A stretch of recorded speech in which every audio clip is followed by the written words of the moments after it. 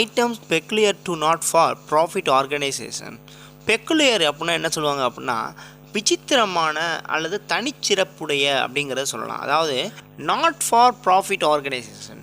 Not for profit organisation என்ன சொல்கிறாங்கன்னா, இப்போ எந்த ஒரு ஆர்கனைசேஷனுமே அவங்களோட இன்டென்ஷன் என்னவாக இருக்கும் அப்படின்னு கேட்டிங்கன்னா ப்ராஃபிட்டை ஏர்ன் பண்ணுறது தான். ஆனால் ஒரு சில ஆர்கனைசேஷன் வந்து அவங்க ப்ராஃபிட்டை ஏர்ன் பண்ணுறதே அவங்களோட முக்கிய நோக்கமாக இருக்காது. அதாவது ப்ராஃபிட்டை அவங்க பெருசாகவே எடுத்துக்க மாட்டாங்க, அவங்க சர்வீஸை தான் பெருசாக எடுத்துக்கிடுவாங்க. அந்த மாதிரி கான்செப்ட்லாம் இங்கே சொல்கிறாங்க. அப்போ அந்த மாதிரி ஆர்கனைசேஷன், அந்த அமைப்புகளுக்கு வந்து பெக்குலியர், அவங்க வந்து ஒரு தனிச்சிறப்பான ஒரு செயல்பாட்டில் செயல்படுவாங்க அப்படிங்கிறத தான் சொல்கிறாங்க. சரி, இது என்ன சொல்கிறாங்க அப்படிங்கிறத பார்ப்போம். Distinction between revenue and capital items will be helpful while preparing the final accounts of not for profit organization. அதாவது இந்த பேராகிராஃபில் என்ன சொல்கிறாங்க ஃபர்ஸ்ட் லைனில் அப்படின்னா, revenue and capital items will be helpful while preparing the final accounts. அதாவது revenue and capital அப்படிங்கிறத நம்ம இந்த பாடத்தில் பார்க்க போகிறோம்.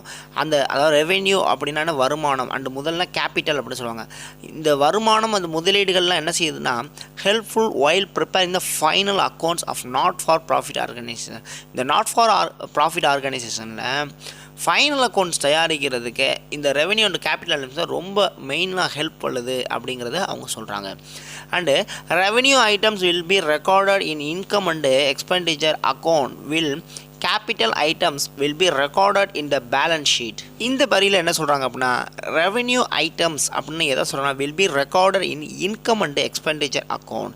அதாவது இன்கம்னா என்னது, ரெவென்யூனாலும் வருமானம் தான் சொல்லலாம், இன்கம்னாங்கிறத வருமானம் தான் சொல்லலாம். அப்போ இன்கம் அண்ட் எக்ஸ்பெண்டிச்சர்னால் செலவு. Accounts will capital items will be recorded in the balance sheet. அப்போது இந்த இன்கம் அண்ட் எக்ஸ்பெண்டிச்சர் அப்படிங்கிறத நம்ம இந்த பாடத்தில் முக்கியமாக பார்க்க போகிறோம். அதன் மூலிமா என்ன செய்யலாம், பேலன்ஸ் ஷீட், ஒரு ஃபைனல் அக்கௌண்ட்டோடைய ஃபைனல் வெர்ஷனே பேலன்ஸ் ஷீட் தான்.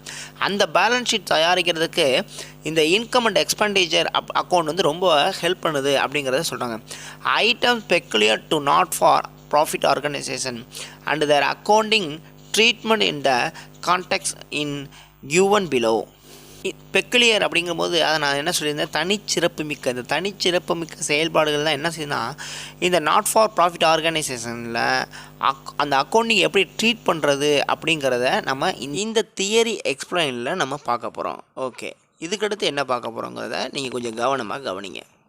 இந்த peculiar to not for profit organisation அப்படிங்கிற டைட்டில் கீழே சப்டைட்டிலாக ஒரு 13 டைட்டில்ஸ் கொடுத்துருக்காங்க. அந்த 13 டைட்டில்ஸில் தான் இதில் எதெல்லாம் வந்து ரெவென்யூவாக வருது, எதெல்லாம் எக்ஸ்பெண்டிச்சராக வருது அப்படிங்கிறத உங்களுக்கு டிஃப்ரெண்ட் பண்ணி காமிச்சிருக்காங்க. ஸோ நான் ஒன்றுக்கும் எக்ஸ்பிளைன் பண்ணுறேன், கொஞ்சம் கவனமாக கவனிங்க. ஃபஸ்ட்டு சப்டைட்டிலாக சப்ஸ்கிரிப்ஷன் அப்படிங்கிற ஒரு டைட்டில் கொடுத்துருக்காங்க. அதில் என்ன கொடுத்துருக்காங்கன்னா, not for profit organization usually collect subscription periodically from their members. அதாவது சப்ஸ்கிரிப்ஷன் அப்படின்னா தமிழில் சந்தான்னு சொல்லுவாங்க. சந்தானா என்னென்னா, இப்போது நம்ம வந்து சன் டைரக்ட் யூஸ் பண்ணுவோம். இங்கே பார்த்துருக்கீங்களா, சன் டைரக்ட்டு, டிடிஹெச், அதாவது வந்து டிடிஹெச், டாடா ஸ்கை, இந்த மாதிரி பல இது மாதிரி யூஸ் பண்ணுவோம். இது என்னென்னா, ஒரு டிவிக்கு வந்து சேட்டலைட் மூலமாக நமக்கு வந்து அந்த சேனல்ஸை வியூ பண்ணக்கூடிய ஒரு செட் ஆஃப் பாக்ஸ் தான் வந்து அந்த சன் டைரக்ட். இது ஃபுல்லாமே இப்போது இதுக்கு வந்து நம்ம என்ன செய்வோம்னா, மந்த்லி நம்ம வந்து அந்த சேனலை கண்டினியூஸாக பார்க்கணும் அப்படின்னா அதுக்கு ரீசார்ஜ் பண்ணுவோம் பார்த்துறீங்களா. அந்த ரீசார்ஜுக்கு உண்மையான பேர் என்ன, சப்ஸ்கிரிப்ஷன் அப்படின்னு சொல்லுவாங்க. மாதச்சந்தா அப்படின்னு அர்த்தம். அந்த மாதச்சந்தாவை நம்ம ஒழுங்காக செலுத்தினால் மட்டும்தான் நமக்கு அந்த டிடிஹெச் சர்வீஸ் வந்து நமக்கு தெளிவாக கிடைக்கும் அப்படிங்கிறத சொல்லுவாங்க. அதே மாதிரி இந்த ஜிம்மு, லைப்ரரி, இதெல்லாம் பார்த்திங்கன்னா மந்த்லி நம்ம வந்து அதுக்கான பே பண்ணால் தான், அந்த அந்த அமௌண்ட்டை பே பண்ணால் மட்டும்தான் அவங்க வந்து அதை யூஸ் பண்ணுறதுக்கு நம்மளை அலோவ் பண்ணுவாங்க. நம்மளை ஏன் அதை அலோவ் பண்ணுறாங்கன்னா, நம்ம ஏற்கனவே ஒரு அமௌண்ட்டை பெய்ட் பண்ணி நம்ம என்ன செஞ்சுருப்போம்னா அதுக்கு மெம்பர் ஆகிருப்போம். இப்போ எக்ஸாம்பிளுக்கு பார்த்திங்கன்னா இந்த டிடிஹெச்ங்கிற சொல்கிறேன்ல, சன் டைரக்ட், இந்த மாதிரி இது வந்து பார்த்திங்கன்னா மந்த்லி கட்டினா மட்டும் போதுமா அப்படின்னு கேட்டால் கிடையாது. ஃபஸ்ட்டு வந்து நம்ம ஒரு செட் ஆஃப் பாக்ஸ் வாங்கணும், நம்மளுடைய அந்த ஆண்டனா எல்லாத்தையுமே ஃபிக்ஸ் பண்ணணும். ஸோ அதுக்கெலாம் நம்ம ஃபஸ்ட்டு ஒரு பேமெண்ட் பண்ணி நம்ம அந்த பொருட்களை ஃபுல்லாமே வாங்கணும். நம்ம வந்து அந்த சன் டைரக்டில் ஒரு மெம்பராக சேர்றோம், சரிங்களா, அந்த டிஷ்ஷில். அப்புறம் தான் நம்ம என்ன செய்யணும்னா மந்த்லி பே பண்ணி அல்ல இயர்லி ஒன்ஸ் பே பண்ணி அல்லது 6 மந்த்துக்கு ஒரு தடவை பே பண்ணி இது நம்மளுடைய வசதிக்கு ஏற்ப அந்த அமௌண்ட்டை நம்ம பே பண்ணிவிட்டு அந்த சேனல்ஸை நம்ம வியூ பண்ணுவோம். ஸோ இதுதான் என்ன சப்ஸ்கிரிப்ஷன் சொல்லுவோம். அந்த சப்ஸ்கிரிப்ஷன் அமௌண்ட்டை வந்து மந்த்லியோ இல்லை இயர்லியோ இல்லை 6 மந்த் ஒன்லையோ 3 மந்த் ஒன்லையோ நம்ம பே பண்ணால் மட்டும்தான் அந்த சேனல் நமக்கு வியூ ஆகும். அந்த டிஷ்ஷில் வந்து நம்ம கண்டினியூவாக மெம்பர்ஸாக இருக்க முடியும். ஒருவேளை நம்ம ரீசார்ஜே பண்ணல அப்படின்னா நமக்கு சேனல் தெரியாது. ஏன்னா வந்து நம்ம மெம்பராக இருக்கோம், பட் அந்த அமௌண்ட்டை வந்து சப்ஸ்கிரிப்ஷன் அமௌண்ட்டை வந்து மாதம் செலுத்தலை அப்படிங்கிறது அர்த்தம். அப்போ சப்ஸ்கிரிப்ஷனுங்கிறது நீங்கள் என்ன புரிஞ்சுக்கணும்னா yearly once or monthly once ஏதாவது ஒரு பீரியடில் நமக்கான அந்த மெம்பர்ஷிப்பை ரினியூவல் பண்ணுற மாதிரி அந்த சப்ஸ்கிரிப்ஷன் அமௌண்ட்டை நம்ம அந்த சேனலுக்கோ வேறு ஏதாவது பார்ட்டிக்கோ தேர்ட் பார்ட்டி ஆஃபீஸுக்கோ நம்ம வந்து பே பண்ண வேண்டியது அவசியமாக இருக்குது. அப்போ தான் அவங்களுடைய அந்த ப்ரோக்ராம்ஸ்லாம் நமக்கு விஷுவலாக தெரியும், நம்ம அதை பயன்படுத்த முடியும் அப்படிங்கிறத சொல்லுவாங்க. இதே நம்ம வந்து நல்லா கவனிங்க, ஒருவேளை நம்ம அந்த சேனலை வச்சு நடத்துகிறோம், நம்ம லைப்ரரியை நடத்துகிறோம், நம்ம அந்த ஜிம்மை வச்சு நடத்துகிறோம், நம்ம தான் அதுக்கு ஓனர், நம்மக்கிட்ட வந்து மெம்பர்ஸ் சேர்றாங்கன்னு வச்சுக்கோங்களேன். நல்லா கவனிங்க, நம்மக்கிட்ட மெம்பர்ஸ் சேர்றாங்க அப்படின்னா நம்ம அந்த இடத்துல என்ன செய்வோம், அந்த மெம்பர்ஸ்கிட்டேருந்து அந்த சப்ஸ்கிரிப்ஷனை பெறுவோம். சரிங்களா? முதல்ல சப்ஸ்கிரிப்ஷனாக என்னென்னு தெரிஞ்சுக்கிட்டிங்களா? நான் ஃபஸ்ட்டு கொடுத்த விளக்கம் வந்து சப்ஸ்கிரிப்ஷனாக என்னென்னு தெரியறதுக்கான விளக்கம். இப்போ இங்கே கண்டென்ட் படி என்ன சொல்கிறாங்கன்னா, நம்ம அந்த சப்ஸ்கிரிப்ஷனை வாங்குறதா இருந்தால் அது நமக்கு என்னவா இருக்கும் இந்த கணக்குப்படி அப்படிங்கிறத நம்ம பார்க்க போகிறோம். This may be collected monthly, quarterly, half yearly or yearly. In addition, some special subscription, for example subscription for tennis, billiards, etc. டென்னிஸ்னால் என்ன, நம்ம தெரியும்ல, ஒரு டென்னிஸ் விளையாட்டு பார்த்துருப்பீங்களா? அங்கெல்லாம் பார்த்தீங்கன்னா நம்ம ரெகுலராக போய் டென்னிஸ் ப்ராக்டிஸ் பண்ணணும், ரெகுலராக போய் டென்னிஸ் ப்ளே பண்ணணும் அப்படின்னா அந்த டென்னிஸ் கோர்ட்டு வச்சு நடத்துகிறவங்க அவங்களுக்கு மந்த்லி நம்ம என்ன செய்யணும், ஒரு பே பண்ணணும். அதுக்கு முன்னாடி நம்ம மெம்பராக சேரணும். ஸோ அந்த மந்த்லி பே பண்ணுறோம்ல, மாதம் நான் ஒரு அமௌண்ட் கட்டினா தான் அந்த ஸ்போர்ட்ஸுக்கே நம்மளை வந்து என்ன செய்வாங்க, அலோவ் பண்ணுவாங்க. அப்போ அதுதான் என்ன சப்ஸ்கிரிப்ஷன் அப்படிங்கிறத சொல்லுவாங்க. பில்லியர்ட்ஸ் அப்படின்னு என்ன தெரியுமா? பில்லியர்ட்ஸ்னால் அதுவும் ஒரு கேம் தான். அது என்னங்கிறத நீங்கள் பார்த்துருப்பீங்க, பட் உங்களோட அந்த நேம் உங்களுக்கு ஞாபகம் இருக்காது. அது என்ன அப்படின்னு கேட்டிங்கன்னா, இப்போ வந்து கொஞ்சம் ஒரு பெரிய 5 ஸ்டார் ஹோட்டல்ஸ் அல்லது வந்து பெரிய ஒரு பிஸ்னஸ் மேனை காட்டுறாங்க அப்படின்னா அவங்களுடைய ஒரு சென்டர், ஒரு ஹால் சென்டரில் ஒரு க்ரீன் கலரில் பெரிய ஒரு என்ன செய்கிறது, ஒரு போர்டு மாதிரி இருக்கும், கேரம் போர்டு மாதிரி இருக்கும். அதில் வந்து பால்ஸாக அடிக்க வச்சுருப்பாங்க, கலர் பாலாக அடிக்க வச்சுருப்பாங்க. அதில் ஒரு ஸ்டிக்கை வச்சு அடிப்பாங்க, நீங்கள் பார்த்துருப்பீங்க. குனிஞ்சிட்டு ஸ்டிக்கை வச்சு என்ன செய்வாங்க, ஒரு பாலை தட்டுவாங்க. அந்த பால் போய் என்ன செய்யும், அந்த 4 புறமும் ஹோல் இருக்கும், கேரம் போர்டு மாதிரியே, அந்த ஹோலில் போய் விழுகும். சரிங்களா? பார்த்துருப்பீங்கன்னு நினைக்கிறேன். நான் சொல்லும் போதே உங்களுக்கு அது வியூ ஆகும்னு நினைக்கிறேன். அந்த க்ரீன் கலர் மேட்டில் இருக்கும்ல, இதுதான் என்ன அப்படின்னு கேட்டிங்கன்னா பில்லியர்ட்ஸ் அப்படிங்கிற கேம். இந்த கேமும் என்ன செய்வாங்கன்னா, இது மேக்ஸிமம் வந்து ரிச் பீப்புள்ஸாக அவங்க வந்து மேக்ஸிமம் வந்து இதை என்ன செய்வாங்க, ப்ளே பண்ணுவாங்க. அவங்க என்ன செய்வாங்கன்னா மந்த்லி அவங்க வந்து மெம்பராக இருப்பாங்க. ஸோ அந்த மந்த்லியோ இல்லை இயர்லி ஒன்ஸோ இல்லை ஹாஃப் இயர்லோ எப்போ என்ன செய்வாங்க, ஒரு பர்டிகுலர் அமௌண்ட்டை பே பண்ணுவாங்க. சரிங்களா? அதான் சப்ஸ்கிரிப்ஷன் அப்படின்னு சொல்லுவாங்க. ஸோ இந்த சப்ஸ்கிரிப்ஷனை வந்து நம்ம ரிசீவ் பண்ணணும்னு வச்சுங்களேன், அது நமக்கு வந்து இன்கம் அப்படிங்கிறத நீங்கள் புரிஞ்சுக்கணும். ஓகே, நெக்ஸ்ட்டு வரியை பாருங்கள். Collector from the concerned members playing tennis or billiards as the cash may be all the subscription or revenue receipts. ஒருவேளை அந்த டென்னிஸ் மட்டும் அந்த பில்லியர்ட்ஸ்க்கான கேமுக்கான அந்த மெம்பர்ஷிப் அமௌண்ட், அந்த சப்ஸ்கிரிப்ஷனை நம்ம ரிசீவ் பண்ணோம்னா அதுக்கு என்ன பேருனா, நல்லா கவனிங்க, ரெவென்யூ ரிசிப்ட்ஸ். இப்போ ரிசிப்ட்ஸ்னால் என்ன, பெறுதல் அப்படின்னு சொல்லுவாங்க. ஞாபகம் இருக்கா? ரிசிப்ட்ஸ்னால் என்னது, பெறுதல். பேமெண்ட்ஸ்னால் என்ன, செலுத்துதல். உங்களுக்கு ஏற்கனவே ஞாபகம் இருக்கும், நம்ம ஏற்கனவே. ஸோ இந்த ரிசிப்ட் அப்படிங்கிறது படி நம்ம ரிசீவ் பண்ணுறோம் அப்படிங்கிறது தான் இங்கே அர்த்தமாகுது. ஸோ இந்த டென்னிஸ் அண்டு பில்லியர்ட்ஸுங்கிற கேம் இங்கே எக்ஸாம்பிளாக கொடுத்துருக்காங்க. நம்ம என்ன சொல்கிறோம், அந்த டிவி, அந்த சன் டைரக்ட் இந்த மாதிரி சொல்கிறோம்ல, இந்த மாதிரி ஏதாவது ஒரு அந்த மெம்பர்ஸ், அந்த உறுப்பினர்கள் நமக்கு வந்து அந்த பணத்தை மந்த்லி அல்லது ஹாஃப் இயர்லி அல்லது வந்து இயர்லி ஒன்ஸ் வந்து பே பண்ணுறாங்க அப்படின்னா அதை வந்து நம்ம சப்ஸ்கிரிப்ஷன் எடுத்துக்கணும். நம்ம அதை ரிசீவ் பண்ணோம்னா அதுக்கு ரெவென்யூ ரிசிப்ட் அப்படிங்கிறது பேர். ஸோ வந்து ரெவென்யூ ரிசிப்ட்டுங்கிறது தான் நீங்கள் வந்து என்ன செய்வீங்க, ஒரு பென்சில்லையோ அல்லது ஒரு ஸ்கெட்சிலையோ இல்லை பேனாலையோ நீங்கள் என்ன செய்யுங்க, அண்டர்லைன் பண்ணிக்கிங்க. அது ரொம்ப முக்கியமான வார்த்தை. அப்போ நீங்கள் புரிஞ்சுக்கணும், சப்ஸ்கிரிப்ஷனை நம்ம ரிசீவ் பண்ணோம்னா, நல்லா கவனிங்க, சப்ஸ்கிரிப்ஷனை நம்ம ரிசீவ் பண்ணோம்னா it's a revenue receipt. It's a revenue receipt. புரியுதுங்களா? ஓகே, செகண்ட் பாயிண்ட் என்ன சொல்கிறாங்கன்னா, interest on investment. For investment made the organization may receive interest. It is a revenue received. நல்லா கவனிங்க, முதல்ல இன்வெஸ்ட்மெண்ட்னா என்னன்னு தெரிஞ்சுங்க. இன்வெஸ்ட்மெண்ட்னா நம்மளுடைய அமௌண்ட், நம்மளுடைய பணத்தை, நம்மளுடைய ஓன் மணியை பர்டிகுலர் ஏதாவது பிஸ்னஸ் மீதோ அல்லது யாராவது பிஸ்னஸ் மேனுக்கோ நம்ம என்ன பண்ணுவோம், அந்த அமௌண்ட்டை வந்து அவங்க மேலே இன்வெஸ்ட்மெண்ட் பண்ணுவோம். இப்போ வந்து என்ன நான் நல்லா புரிஞ்சுக்கோங்க, ஒரு இன்ஜினியரோட ஒர்க் என்ன அப்படின்னு கேட்டிங்கன்னா, ஒரு இன்ஜினியர் என்ன பண்ணுவார், ஒரு பில்டிங்கை பில்ட் பண்ணுவார், அதை அவரோட கிளைண்ட்டுக்கு கொடுத்துருவார். சரிங்களா. இன்னொரு டைப்ஸான இன்ஜினியர்ஸ் என்ன பண்ணுவாங்கன்னு சொன்னால், அவங்களே ஓன் லேண்ட்லாம் வச்சுருப்பாங்க. ஸோ அந்த ஓன் லேண்டில் என்ன பண்ணுவாங்க அப்படின்னா, அவங்க ஒரு பில்டிங்கை வந்து பில்ட் பண்ணி அதை சேல்ஸ் பண்ணுவாங்க. சரிங்களா. சேல்ஸ் பண்ணுவாங்க. பில்டிங் வந்து பில்ட் பண்ணி கொடுக்குறது வேறு, சேல்ஸ் பண்ணுறது வேறு. சரிங்களா. அப்போ சேல்ஸ் பண்ணுவார். அப்போ அந்த பில்டிங்கை வந்து பில்ட் பண்ணுறதுக்கு அவர் பர்டிகுலர் அமௌண்ட்டு அப்போ என்கிட்ட வராருன்னு வச்சுங்க, என்கிட்ட வந்து நான் இந்த மாதிரி ஒரு பில்டிங்கை வந்து கட்டி நான் விற்க போகிறேன், ஸோ வந்து எனக்கு வந்து கொஞ்சம் இன்வெஸ்ட்மெண்ட் தேவைப்படுது, நீங்கள் இதில் இன்வெஸ்ட்மெண்ட் பண்ணுங்கள், நீங்கள் ஒரு பர்டிகுலர் அமௌண்ட் ஒரு 10 lakhs எனக்கு கொடுத்தீங்கன்னா நான் அந்த பில்டிங்கை பில்ட் பண்ணி அதுக்கப்புறம் அதை நான் சேல்ஸ் பண்ணதுக்கப்புறம் அந்த 10 lakh ப்ளஸ் ஒரு 1 lakh சேர்த்து தரேன் அப்படின்னு சொல்லி ஒரு அக்ரிமெண்ட் போட்டிருக்காரு. அப்போ நான் என்ன செய்வேன்னா, ஒரு பில்டிங்கிற போது அது இப்போயும் விற்கலாம், இல்லை அடுத்த மாதம் விற்கலாம், இல்லை ஒரு வருஷம் கூட கழிச்சு கூட விற்கலாம். உடனே ஒரு பொருள் விற்றுருங்கிறத நம்ம சொல்ல, சேல்ஸ் ஆயிரும் அப்படிங்கிறத நம்ம சொல்ல முடியாதுல்ல. ஸோ நான் என்ன கேட்குறேன், சரி ஓகேங்க நீங்கள் வந்து அந்த டைமிங் விற்று எனக்கு பணம் தரீங்க, ஓகே, இல்லைன்னு சொல்லலை. இப்போ அந்த ஒரு வேளை வந்து நான் அடுத்த மாதம் விற்கலை, அப்படியே கொஞ்சம் வந்து லேட் ஆகிக்கிட்டே இருக்குன்னு வச்சுக்கோங்களேன், அப்போ என்ன பண்ணுறது, என் பணத்துக்கு நான் என்ன பண்ணுறது அப்படிங்கிறேன். அப்போ ஒரு அக்ரிமெண்ட் போட்டுருவாங்க. மந்த்லி நான் வாங்குகிற அந்த இன்வெஸ்ட்மெண்ட்டுக்காக ஒரு பர்டிகுலர் அமௌண்ட்டை உங்களுக்கு நான் இன்ட்ரெஸ்ட்டாக பெய்ட் பண்ணுறேன் அப்படிங்கிறத அவங்க சொல்லுவாங்க. ஸோ அந்த அக்ரிமெண்ட் எனக்கு பிடிச்சிருந்துச்சுன்னா நான் என்ன பண்ணுவேன், அதுக்கு டீல் சொல்லுவேன். அப்போது அந்த மந்த்லி அமௌண்ட்டு நான் இன்வெஸ்ட்மெண்ட் பண்ணதுனால அந்த மந்த்லி அமௌண்ட்டு ஒரு இன்ட்ரெஸ்ட்டாக அவர் என்ன செய்வார், எனக்கு பெய்ட் பண்ணுவார், நான் ரிசீவ் பண்ணுவேன். ஸோ இதுதான் என்ன சொல்லுவாங்கன்னா, இன்வெஸ்ட்மெண்ட் பண்ணதுக்கான இன்ட்ரெஸ்ட் அப்படின்னு சொல்லுவாங்க. அப்போது என்னுடைய அந்த ஒரிஜினல் அமௌண்ட், இந்த கேபிட்டல் அமௌண்ட் இருக்குல்ல, அது 10 lakhs, அது அப்படியே தான் இருக்கும்.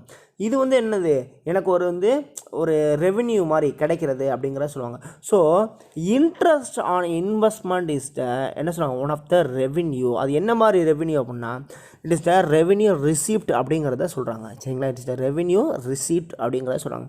லாஸ்ட்டாக பார்த்த நம்ம சப்ஸ்கிரிப்ஷனும் ரெவென்யூ ரிசீப்ட் தான். இப்போ பார்த்துருக்கக்கூடிய இந்த இன்ட்ரெஸ்ட் ஆன் இன்வெஸ்ட்மெண்ட்டும் ரெவென்யூ ரிசீப்ட் அப்படிங்கிறத புரிஞ்சுக்கோங்க. Add on sales of old sports materials. The sale proceeds of old sports materials like balls, bats, etc. are revenue receipts. இப்போ நல்லா கவனிங்க. இப்போ ஒரு கிளப் இருக்குன்னு வச்சுக்கோங்க, கிரிக்கெட் கிளப் இருக்குது, வாலிபால் கிளப்பு, ஃபுட்பால் கிளப்பு, இந்த மாதிரி சொல்லுவாங்க. இங்கே என்ன செய்வாங்கன்னா, கிரிக்கெட் ப்ராக்டிஸ் பண்ண சொல்லுவாங்க, ஃபுட்பால் ப்ராக்டிஸ் பண்ணி கொடுப்பாங்க, அதே போல் ட்ரெயின் பண்ணுவாங்க, எப்படி ஃபுட்பால் விளாட்றது, எப்படி கிரிக்கெட் விளாட்றது, எப்படி வாலிபால் விளாட்றது.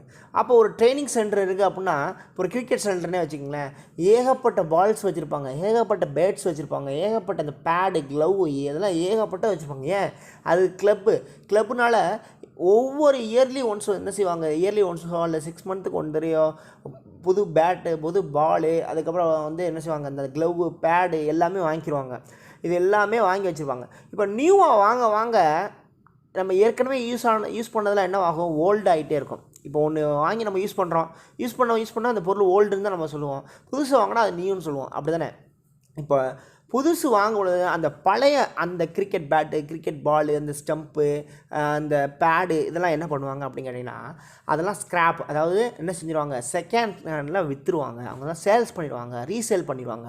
அப்படி ரீசேல் பண்ணும்போது ஒரு பர்டிகுலர் அமௌண்ட்டு அந்த கிளப்புக்கு கிடைக்கும். இப்போ நான் பேட்டையும், பாலு, அந்த க்ளவ், பேடு எல்லாத்தையும் என்ன செய்கிறேன், பாதி விலைக்கு விற்கிறேன், அல்லது வந்து என்ன செய்கிறேன், ஒரு குறிப்பிட்ட விலைக்கு நான் விற்கிறேன் அப்படின்னா, அந்த சேல்ஸ் பண்ணும்போது ஒரு பர்டிகுலர் அமௌண்ட்டை நான் ரிசீவ் பண்ணுவோம்ல, அதுதான் என்னது அப்படின்னு சொல்கிறாங்க அப்படிங்கன்னா, அந்த ஓல்டு அந்த ஸ்போர்ட்ஸ் ஐட்டத்தை விற்று கிடைக்கக்கூடிய அந்த அமௌண்ட்டு அப்படிங்கிறத அவங்க சொல்கிறாங்க. இதுவும் என்ன சொல்கிறாங்க அப்படின்னா, இட்ஸ் எ ரெவென்யூ ரிசிப்ட் அப்படிங்கிறத சொல்கிறாங்க. சரிங்களா. அப்போ 3 இது பார்த்துருக்கோம், 3மே ரெவென்யூ ரிசிப்ட் அப்படிங்கிறத சொல்லியிருக்காங்க. சரிங்களா. இப்போ 4வது பார்க்க போகிறோம், sale of old newspapers. நல்லா பாருங்கள், the sale proceeds of old newspapers are revenue receipt. நம்ம லாஸ்ட்டாக பார்த்தோம்ல, ஓல்டு அந்த ஸ்போர்ட்ஸ் ஐட்டம்லாம் சேல்ஸ் பண்ணால் அதுவும் ரெவென்யூ ரெசிப்ட்னு பார்த்தோம். இங்கே அதே மாதிரி தான் ஓல்டு நியூஸ் பேப்பரையும் நம்ம என்ன பண்ணோம், சேல்ஸ் பண்ணோம்னா அதுவும் ரெவென்யூ ரெசிப்ட் அப்படின்னு சொல்லுவோம். இப்போ நம்ம வீட்டில் எல்லாருக்குமே நியூஸ் பேப்பர் வாங்குகிற பழக்கம் இருக்கும். மேக்ஸிமம் அந்த பழக்கம் இருக்கிறவங்களையா பார்த்துருப்பீங்க. நம்ம வாங்காட்டா நம்ம ரிலேட்டிவோ அல்லது நம்ம வீட்டில் கொஞ்சம் ஓல்டு பர்சன்ஸ் இருந்தாங்கன்னா, வயசானவங்க இருந்தாங்கன்னா கண்டிப்பாக அந்த பேப்பர்ஸ் வாங்கி படிக்கிறதுலாம் இருப்பாங்க.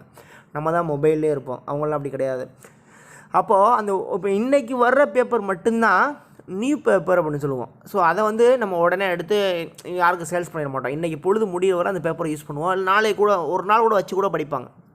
ஆனால் இதுக்கு முன்னாடி வாங்கியிருப்போம்ல நியூஸ் பேப்பர்ஸ், அதை ஃபுல்லாமே நம்ம வீட்டில் ஒரு ரேக்லேயோ இல்லை ஒரு இடத்துலையோ என்ன செஞ்சு அடுக்கி வச்சுக்கிட்டே இருப்பாங்க. அதெல்லாம் எடுத்து ஓல்டு நியூஸ் பேப்பர்ஸ். அந்த ஓல்டு நியூஸ் பேப்பர்ஸ் வச்சு என்ன செய்வோம், நம்ம எக்ஸாமுக்கு எடுத்து படிப்போமா, அல்லது இப்போ ஒரு ஜென்ரல் நாலேஜுக்காக எடுத்து படிப்போமா? நோ, நம்ம என்ன செய்ய போகிறோம், அதை எடுத்து கண்டிப்பாக ஸ்க்ராப், அதாவது இடக்கடையில் தூக்கி போட்டுருவோம். அப்போ அது மூலிமா நமக்கு ஒரு அமௌண்ட்டு கிடைக்கும். கண்டிப்பாக நியூஸ் பேப்பரை நம்ம ஏன் போடுறோம், நமக்கு ஒரு காசு கிடைக்கும் தான். அப்போ அந்த கிடைக்கக்கூடிய அமௌண்ட்டு என்னதுன்னா ரெவென்யூ ரிசிப்ட் அப்படிங்கிறத பதிவு பண்ணுறாங்க. சரிங்களா? அப்போ ரெவென்யூ ரிசிப்ட்லாம் எதுங்கிறத பார்த்துக்கணும். சப்ஸ்கிரிப்ஷன், மாதச்சந்தா அப்படின்னு சொன்னால அதுவும் ரெவென்யூ ரிசிப்டாக. இன்ட்ரெஸ்ட் ஆன் இன்வெஸ்ட்மெண்ட், ஒரு இன்வெஸ்ட்மெண்ட்டை ஒரு பர்டிகுலர் இது மேலே வந்து நம்ம இன்வெஸ்ட்மெண்ட் பண்ணுறோம், அதுலேருந்து நமக்கு இன்ட்ரெஸ்ட் கிடச்சிச்சு அப்படின்னா அதுவும் revenue receipt. And sales of old sports items and sales of old newspapers, இது ஃபுல்லாமே என்னதான் ரெவென்யூ ரிசிப்ட் அப்படிங்கிறத சொல்கிறாங்க. And 5th one, life membership fee. Amount received towards life membership fee from members is a capital receipt as it is non-recurring in nature. அதாவது amount received towards life membership fee from members. அதாவது ஒரு ஈவெண்ட்டில் மெம்பராக இருக்காங்க அப்படின்னா அந்த மெம்பர்கிட்ட இருந்து ஒரு பர்டிகுலர் அமௌண்ட் என்ன செஞ்சேன், சப்ஸ்கிரிப்ஷன் சொல்லி மந்த்லி இயர்லி ஒன்ஸு அல்லது வந்து ஹாஃப் இயர்லி ஒன்று ரிசீவ் பண்ணுவாங்க அப்படின்னு சொல்லியிருந்தேன்னா மெம்பர்ஸ்கிட்ட இருந்து ஏற்கனவே சப்ஸ்கிரிப்ஷன் அப்படிங்கிற டைட்டிலில். ஆனால் இங்கே என்ன சொல்கிறாங்கன்னா அந்த மாதிரிலாம் எதுவுமே இல்லை. ஒரு மெம்பர்கிட்ட இருந்து லைஃப்பில் ஒரே ஒரு டைம் மட்டும் ஒரு மணியை வாங்குவாங்க. அதுக்கப்புறம் அந்த லைஃப் டைம் ஃபுல்லாக அந்த மெம்பரு, அந்த பர்சன் வந்து அதில் மெம்பராக இருப்பாங்க அப்படிங்கிறத சொல்கிறாங்க. சரிங்களா? அப்போ இப்படி ஒரே ஒரு டைம் லைஃப்பில் ஒரே ஒரு டைம், நல்லா கவனிங்க, லைஃப்பில் ஒரே ஒரு டைம் மட்டும் அந்த அமௌண்ட்டை ரிசீவ் பண்ணுறாங்களா, அதுக்கு பேர் என்ன, கேபிட்டல் ரிசீப்ட்ஸ். நல்லா கவனிங்க, அதுக்கு பேர் என்ன, கேபிட்டல் ரிசீப்ட்ஸ். ஏன் கேபிட்டல் ரிசீப்ட்னு சொல்கிறோம்? இப்போ சப்ஸ்கிரிப்ஷனுக்கும் இதுக்கு என்ன டிஃப்ரெண்ட் அப்படின்னா, சப்ஸ்கிரிப்ஷனில் நம்ம ஒரு மெம்பர்கிட்ட இருந்து பணத்தை வாங்குகிறோம். இங்கேயும் என்னது, இந்த லைஃப் டைம் மெம்பர்ஷிப் ஃபீன் இருக்குல்ல, இதுலேயும் ஒரு மெம்பர்கிட்ட இருந்து ஒரு பர்டிகுலர் அமௌண்ட்டை ஃபீஸாக வாங்குகிறோம். அங்கேயும் சப்ஸ்கிரிப்ஷன்லேயும் வாங்குகிறோம், இங்கேயும் வாங்குகிறோம். ரெண்டுக்கு என்ன டிஃப்ரெண்ட் அப்படின்னு கேட்டிங்கன்னா, சப்ஸ்கிரிப்ஷனில் அது ஒரு கண்டினியூ வெர்ஷன் மாதிரி. நீங்கள் மந்த்லி வைஸோ இல்லை 3 மந்த்ஸுக்கு ஒரு தடவை அல்லது வந்து ஹாஃப் இயர்லியோ அல்லது வந்து இயர்லி ஒன்ஸோ கண்டிப்பாக நீங்கள் வந்து அந்த ப்ராடக்ட்டுக்கான அந்த மெம்பர்ஷிப்புக்கான அமௌண்ட்டை நீங்கள் பெய்ட் பண்ணிக்கிட்டே இருக்கணும். இது ஒரு செயின் மாதிரி, கண்டினியூ வெர்ஷன். பட் இந்த லைஃப் மெம்பர்ஷிப் ஃபீல லைஃப்பில் ஒரே ஒரு டைம் மட்டும் நீங்கள் மெம்பர்ஷிப் ஃபீ கட்டினா போதும். அதை வச்சு நீங்கள் அந்த லைஃப் ஃபுல்லாக அதை நீங்கள் யூஸ் பண்ணிக்கலாம். ஸோ இது என்ன சொல்கிறாங்க, நான் ரீகரிங் த நேச்சர். ரீகரிங்னா மீண்டும் ரீகரிங்னா போன மாதம் கட்டினேன் இந்த மாதமும் கட்டணும் அப்படிலாம் கிடையாது. லைஃப்பில் ஒரே ஒரு டைம் கட்டினா போதும். நான்னா என்னது, என்ன சொல்கிறாங்கன்னா, நான் அப்படின்னா இல்லை, ஒரே ஒரு மீண்டும் நடைபெறக்கூடியது இல்லை. இது வந்து என்னது, கண்டினியூஸில் நடைபெறக்கூடியது கிடையாது. இயர்லி ஒன்ஸ் லைஃப்பில் ஒரே ஒரு டைம் நீங்கள் வந்து பே பண்ணால் போதும் அப்படிங்கிறத சொல்கிறாங்க. ஸோ சப்ஸ்கிரிப்ஷனுக்கும் இந்த லைஃப் டைம் மெம்பர்ஷிப் ஃபீக்கும் உள்ள டிஃப்ரெண்ட் தான். ஸோ அதனால சப்ஸ்கிரிப்ஷன் வந்து ரெவென்யூ ரிசிப்ட் அப்படின்னு சொன்னாங்க. இங்கே கேபிட்டல் ரிசிப்ட் அப்படிங்கிறத சொல்கிறாங்க. அப்போ லைஃப் டைமில் ஒரே ஒரு டைம் நம்ம வந்து ரிசீவ் பண்ணியிருக்கோம் அமௌண்ட்டு அப்படின்னா அதுக்கு பேர் என்ன, கேபிட்டல் ரிசிப்ட்ஸ். ஏன் சார் ரிசிப்ட்ஸ்னு வரும்னா, இந்த லைஃப் டைம் மெம்பர்ஷிப்பை நம்ம மெம்பர்ஸ்கிட்டேருந்து வாங்குகிறோம், மெம்பர்ஸ்கிட்டேருந்து நம்ம வாங்குகிறோம், அப்போ நம்ம ரிசீவ் பண்ணியிருக்கோம், அதனால ரிசிப்ட்னு வருது. ஆனால் கேபிட்டல் ரிசிப்ட் ஒரே ஒரு தடவை தான் இதுக்கு அந்த மெம்பர்கிட்டேருந்து வாங்க முடியுது. ஓகேவா? ரெண்டுக்குள்ள டிஃப்ரெண்ட் தான். ஓகே, அடுத்து legacy. A gift made to a not for profit organization by a will called legacy, it is a capital receipt. legacy அப்படின்னா தமிழில் உயில் கொடை நிதி அப்படின்னு அர்த்தம். லீகசினா என்னது, உயில் கொடை நிதி அப்படின்னு அர்த்தம். கொடை அப்படின்னா என்னதுன்னா ஹெல்ப் அப்படின்னு அர்த்தம், உதவி அப்படின்னு அர்த்தம். அதாவது உதவிங்கிறதே வேறு, கடன்கிறது வேறு. சரிங்களா? உதவினா என்ன, நான் உதவி செஞ்சேன் அவ்வளோதான் முடிஞ்சு போச்சு, அதை திருப்பி எதிர்பார்க்குங்கிறது கூடாது. கடன்கிறது திருப்பி எதிர்பார்க்கலாம். சரிங்களா? அது ஞாபகம் வச்சுக்கோங்க. அதாவது என்ன சொல்கிறாங்க அப்படின்னு கேட்டிங்கன்னா, a gift made to non for profit organization by a will. அதாவது ஒரு கிஃப்ட்டு கொடுக்குறோம், ஒரு கிஃப்ட்டை நான் ஃபார் ப்ராஃபிட் ஆர்கனைசேஷன், அதாவது லாப நோக்கம் இல்லாமல் செயல்படக்கூடிய ஒரு அமைப்புக்கு ஒரு கிஃப்ட்டை கொடுக்குறோம் அப்படின்னா இட்ஸ் கால் லீகசி.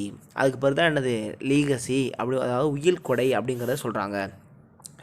இது ஒரு என்ன சொல்கிறாங்கன்னா கேபிட்டல் ரெசிப்ட் அப்படிங்கிற சொல்கிறாங்க. இது எக்ஸாம்பிளுக்கு சொல்கிறேன்னா, இதை வந்து உங்களுக்கு ரொம்ப ஷார்ட்டாக கொடுத்துருக்காங்க. ஸோ ஒரே சின்ன எக்ஸ்பிளைன் கொடுக்குறேன், உங்களுக்கே புரியும்.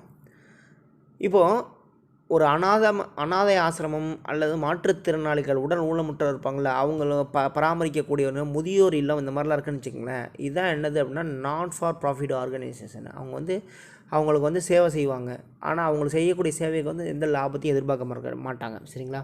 இப்போது இந்த மாதிரி அமைப்புகளுக்கு நான் ஒரு கிஃப்ட்டு கொடுக்குறேன். என்ன கொடுக்குறேன்னா, என்கிட்ட இருக்கக்கூடிய லேண்டை கொடுக்குறேன், அல்லது என்கிட்ட இருக்கக்கூடிய ஒரு பில்டிங்கை கொடுக்குறேன், அல்லது என்கிட்ட இருக்கக்கூடிய ஒரு வண்டியை கொடுக்குறேன், ஏதோ ஒன்று கொடுக்குறேன் அப்படின்னு வச்சுங்களேன். அதை தான் என்ன செய்யணும், இது கிஃப்ட்டு அப்படின்னு சொல்லணும். இது என்ன அப்படின்னா அவங்கக்கிட்டேருந்து திரும்ப எதிர்பார்க்கலாம் முடியாது. அவங்ககிட்ட இதுலேருந்து எந்த ஒரு இதுவுமே திரும்ப எதிர்பார்க்காம உயில்னா என்ன அப்படின்னா, உயில் கொடை நிதின்னு சொன்னோம்ல.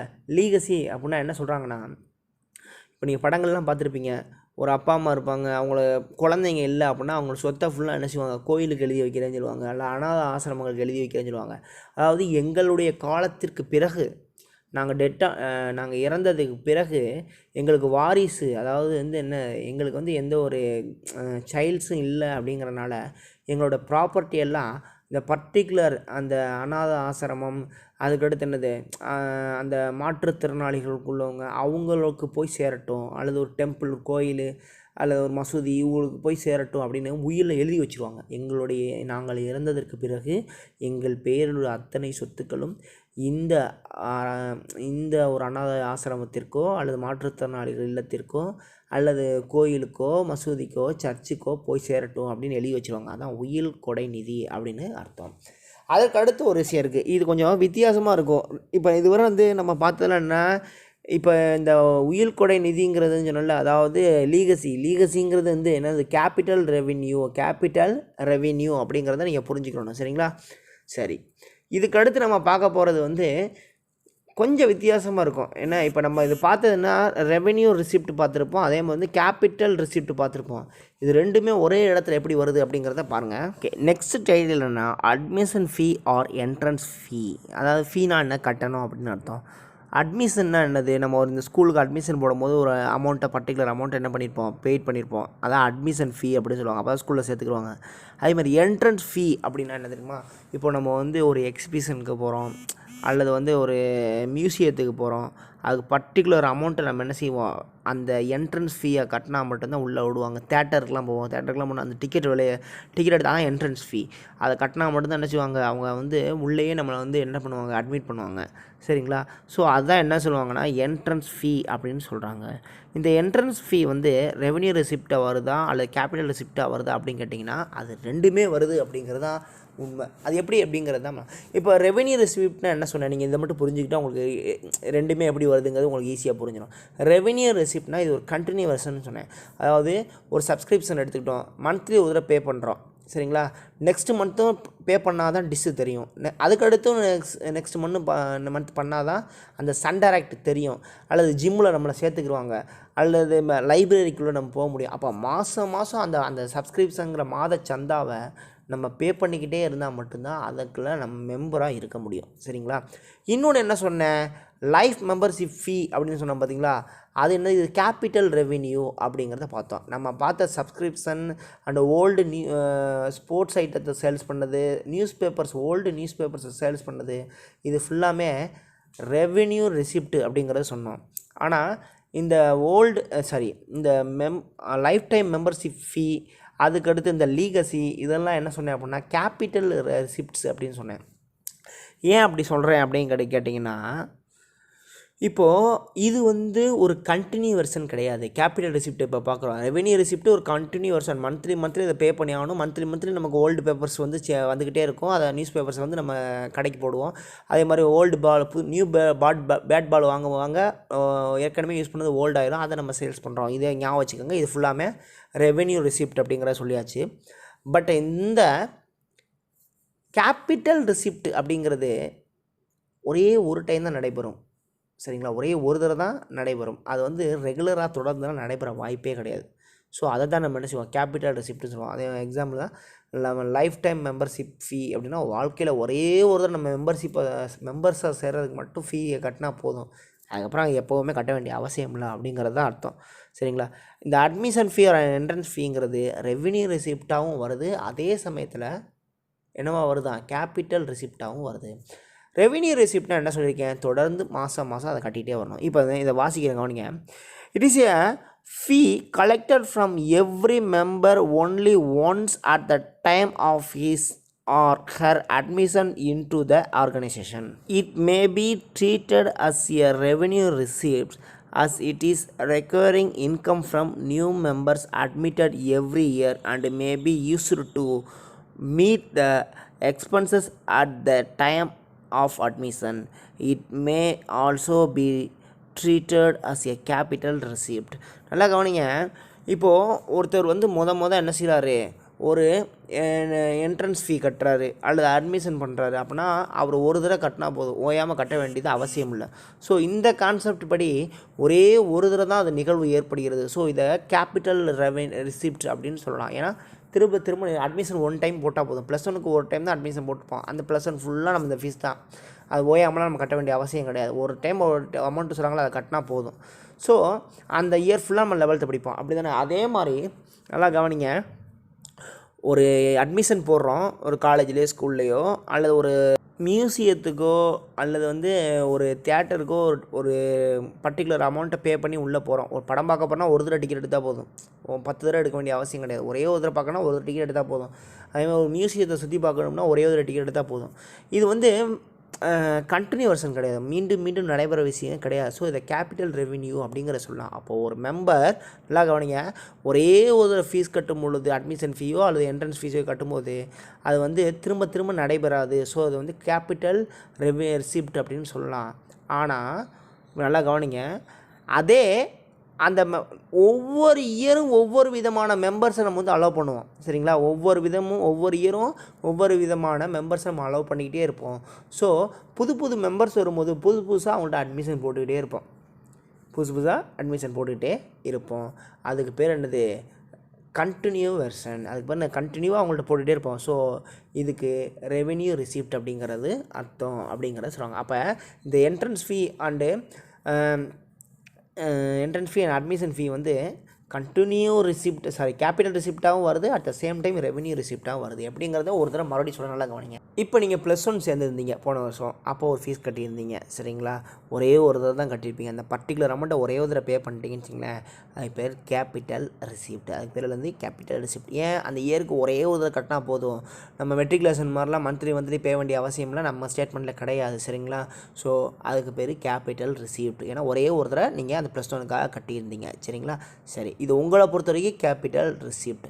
ஆனால் இப்போ நான் வந்து ஸ்கூலில் இருக்கோம்ல, எங்களை பொறுத்த வரைக்கும் என்ன, ரெவென்யூ ரெசிப்ட். ஏன்னா இப்போ நீங்கள் இந்த வருஷம் +1ல கட்டியிருக்கீங்க, உங்கள்கிட்ட வாங்கிட்டோம், நீங்கள் போயிட்டீங்க, இப்போ +2 போயிட்டீங்க, புதுசாக இப்போ +1 வந்திருப்பாங்க, அவங்கள்ட்ட நாங்கள் என்ன பண்ணுவோம், அட்மிஷன் போடுவோம், என்ட்ரன்ஸ் ஃபீஸ் கட்டுவோம்.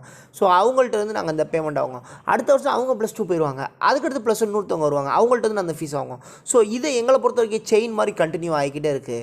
ஸோ இது வந்து ரெவென்யூ ரெசிப்ட். எங்களை பொறுத்த வரைக்கும் இது ரெவென்யூ ரெசிப்ட். சரிங்களா. உங்களை பொறுத்த வரைக்கும் இது கேபிட்டல் ரெசிப்ட். ஏன்னா ஒரே ஒரு தடவை தான் கட்டுறீங்க. சரிங்களா. ஸோ நல்லா புரிஞ்சுக்கங்க, ரெவென்யூ ரெசிப்ட்னா கண்டினியூ நடந்துக்கிட்டே இருக்கும். இந்த மாதம் கட்டினேன், அடுத்த மாதம் கட்டினேன், அதுக்கடுத்த மாதம் கட்டினேன், இல்லை இயர்லி ஒன்ஸ் கட்டுறேன், இல்லை ஹாஃப் இயரில் ஒரு தடவை கட்டுறேன் அப்படிங்கிற மாதிரி.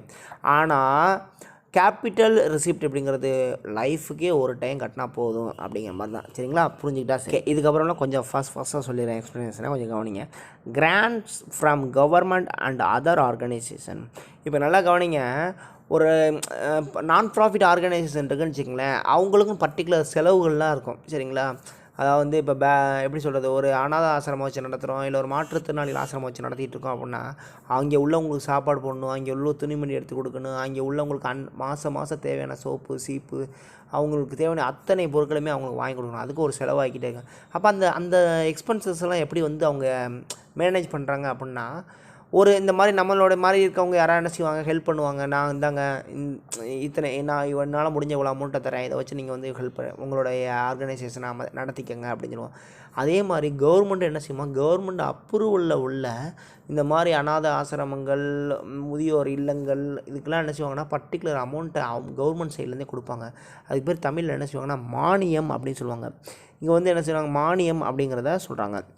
இந்த மானியத்தின் மூலமாகவும் அவங்களுக்கு என்ன செய்யுது அப்படின்னா ஒரு என்ன செய்கிறது, ஒரு விதமான அமௌண்ட்டு கிடைக்கும், அதை வச்சு அவங்களோட தேவைகளை பூர்த்தி செஞ்சுக்குவாங்க அப்படிங்கிறத சொல்கிறாங்க. Non for profit organisation may receive different forms of grant from government and other organisation. அதாவது அரசாங்கத்துக்கிட்டேருந்து மற்ற அமைப்புகள்கிட்டேருந்து அந்த non government organisation, non profit organisation வந்து ரிசீவ் பண்ணிக்கிறாங்க, மணியை ரிசீவ் பண்ணிக்கிறாங்க அப்படின்னு சொல்கிறாங்க. இந்த construction of building, acquisition of asset and etcetera. அதாவது ஒரு பில்டிங்கை வந்து என்ன செய்கிறது, ஒரு கன்ஸ்ட்ரக்ஷன் பண்ணுறதுக்கோ, அதே மாதிரி வந்து ஒரு அசட்டை வந்து அக்வைசிஷனை பராமரிக்கிறதுக்கோ ஏதோ ஒரு காரணத்துக்காக என்ன செய்கிறாங்க, அந்த கவர்மெண்ட்டோடைய அந்த ஃபண்டை அவங்க யூஸ் பண்ணிக்கிறாங்க அப்படிங்கிறத சொல்கிறாங்க. ஆனால் இதெல்லாம் ரெகுலராக நடக்கும் அப்படிமா கேட்டிங்கன்னா கிடையாது. இது ரெகுலராக நடக்குமா அப்படின்னு கேட்டால் கிடையாது. ஏன்னா கவர்மெண்ட் வந்து எப்போயாவது ஒரு மானியத்தை வந்து கொடுப்பாங்க.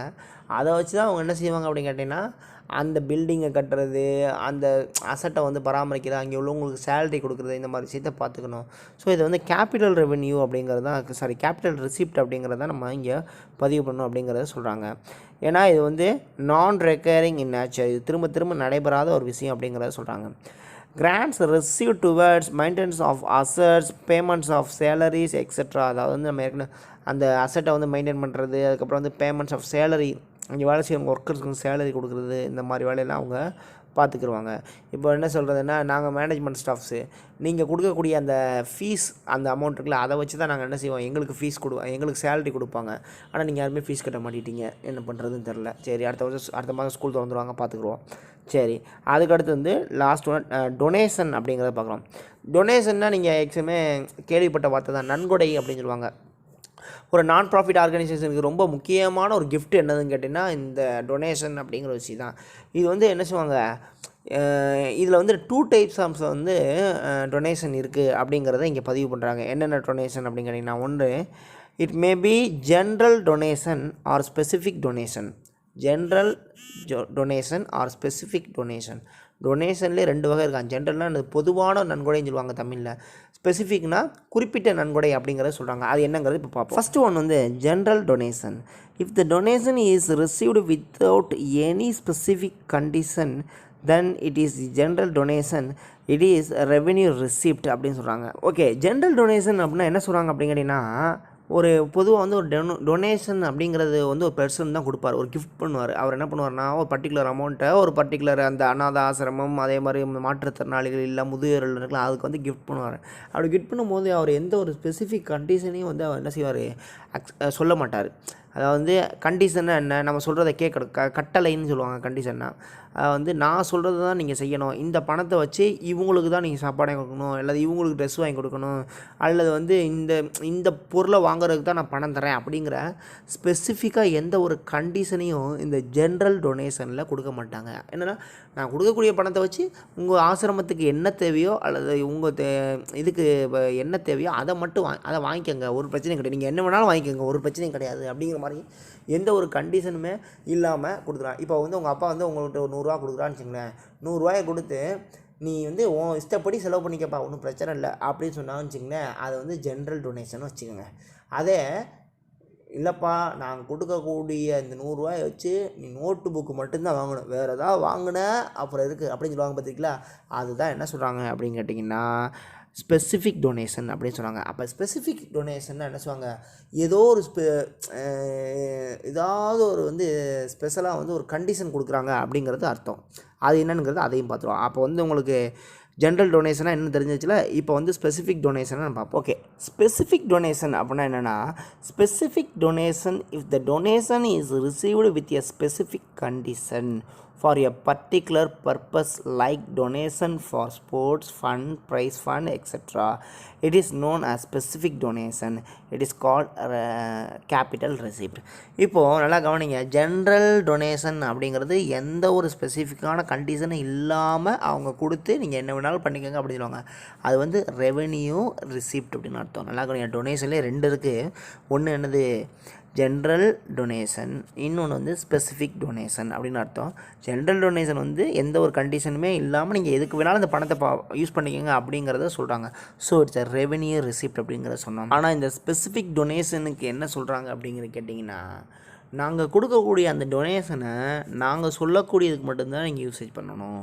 அதாவது நீங்கள் ஸ்போர்ட்ஸுக்கு மட்டும்தான் அந்த டொனேஷன் யூஸ் பண்ணணும். அல்லது எதுக்கு சொல்கிறாங்க, நீங்கள் வந்து ஏதாவது ஒரு பில்டிங் கட்டணும் அப்படிங்கிறதுக்கு மட்டும்தான் அந்த டொனேஷனை யூஸ் பண்ணணும் அப்படிங்கிறத ஒரு ஸ்பெசிஃபிக்காக ஒரு என்ன செய்கிறாங்க, ஒரு கண்டிஷனை அப்ளை பண்ணுறாங்க. யார்? அந்த கிஃப்ட்டை கொடுக்குறவங்க, அந்த டொனேஷனை கொடுக்குறவங்க. ஸோ அவங்க சொல்கிறது படி தான் நம்ம என்ன செய்ய முடியும், அதை ரிசீவ் பண்ணக்கூடிய டொனேஷனை ரிசீவ் பண்ணக்கூடிய நம்ம செய்ய முடியும் அப்படிங்கிற சொல்கிறாங்க. ஸோ இது கேபிட்டல் ரிசிப்ட் அப்படின்னு சொல்கிறாங்க. அதாவது வந்து நாங்கள் சொல்கிறத மட்டும் செய்யுங்க அப்படின்னு கண்டிஷனோட சொன்னால் அது கேபிட்டல் ரிசிப்ட் அப்படிங்கிறத பதிவு பண்ணுறாங்க. சரிங்களா? சரி, நெக்ஸ்ட்டு பாயிண்ட் என்ன பார்க்க போகிறோம் அப்படிங்கிறத கேட்டிங்கன்னா, இதுவரை revenue receipt and capital receipt, ரிசிப்டை பற்றி பார்த்தோம். ரெண்டுமே என்னது, ரிசிப்டை பற்றி பார்த்தோம். இப்போ நம்ம எக்ஸ்பெண்டிச்சரை பற்றி பார்க்க போகிறோம், செலவுகளை பற்றி பார்க்க போகிறோம். இதுவரை வருமானங்களை பற்றி பார்த்தோம், இப்போ செலவுகளை பற்றி பார்க்க போகிறோம். அது என்ன அப்படிங்கிறது பார்த்தீங்கன்னா, ஃபஸ்ட்டு அதாவது இந்த 10th பாயிண்ட் ஹானரோரியம் அப்படிங்கிறத கொடுங்க. ஹானர்னா தமிழில் வந்து மதிப்பூதியம், மதிப்பூதியம் எழுதிக்கங்க. மதிப்பூதியம் மதிப்பூதியம் அப்படிங்கிறத எழுதிக்கங்க. என்ன அப்படின்னா, இப்போது என்ன சொல்கிறாங்க அப்படிங்கிறத ஃபஸ்ட்டு பாருங்கள். It is the remuneration paid to person who is not a regular employee of the organization. It is a revenue expenditure. அதாவது இப்போ நல்லா கவனிங்க, ஒரு சின்ன எக்ஸாம்பிளோடு சொல்லிடுறேன், உங்களுக்கு புரியும். இப்போ நம்மலாம் தீபாவளி, அதே மாதிரி வந்து ரம்ஜான், பொங்கல், இந்த மாதிரி இதுக்கெலாம் என்ன செய்வோம், ட்ரெஸ் எடுக்க போவோம். நம்ம மட்டும் ட்ரெஸ் எடுக்க போவோமா, இல்லை ஊர் உலகமே ட்ரெஸ் எடுக்க போவோமா? ஊர் உலகமே அந்தந்த ஃபங்க்ஷன், இஸ்லாமிக்னா அவங்க அந்த பெருநாளுக்கு போவாங்க, கிறிஸ்டின்ஸ்னால் கிறிஸ்மஸ்க்கு போவாங்க, ஹிந்துஸ் அப்படின்னா என்ன செய்வாங்க, இந்த தீபாவளி, பொங்கல் இதுக்கெலாம் போவாங்க. இப்போ எல்லோரும் அவங்க ஃபெஸ்டிவலை கொண்டாடுறதுக்கு அந்த நியூ ட்ரெஸ் எடுக்க போவாங்க. அப்போது இந்த பர்டிகுலர் ஃபங்க்ஷன் அப்போ, அந்த ஃபெஸ்டிவல் அப்போ பெரிய க்ரௌடே வந்து என்ன செய்யும், அந்த டெக்ஸ்டைல்ஸில் வந்து க்ரியேட் ஆகும். பெரிய கூட்டம் கூடும். அந்த பெரிய கூட்டம் கூடும் பொழுது என்ன ஆகும் அப்படின்னு கேட்டிங்கன்னா, அதை சமாளிக்கிறது ரொம்ப கஷ்டமாக இருக்கும். ஸோ அப்போ அந்த மிச்ச காலங்களில் போகும்போது, இப்போது நம்ம மகாராஜா ஆனந்தமில் போய் ட்ரெஸ் எடுக்க போகிறோம்னு வச்சிங்களேன். இப்போ நம்ம இந்த டைமிங்கில் போய் ட்ரெஸ் எடுக்க போகிறோம் அப்படின்னு கேட்டிங்கன்னா, அதில் உள்ள ஸ்டாஃப்ஸ்லாம் ரெகுலர் ஸ்டாஃப்ஸாக இருப்பாங்க. அவங்களுக்கு யூனிஃபார்ம் இருக்கும், அவங்கள எப்போவுமே அந்த கடையில் பார்க்கலாம். நம்ம ஒரு பொருள் வாங்கிட்டு 1 மாதம் கழிச்சு கூட, சார் உங்கள்கிட்ட இந்த பொருள் வாங்கினேன் அப்படின்னு போய் நம்ம கூட கொடுக்கலாம்.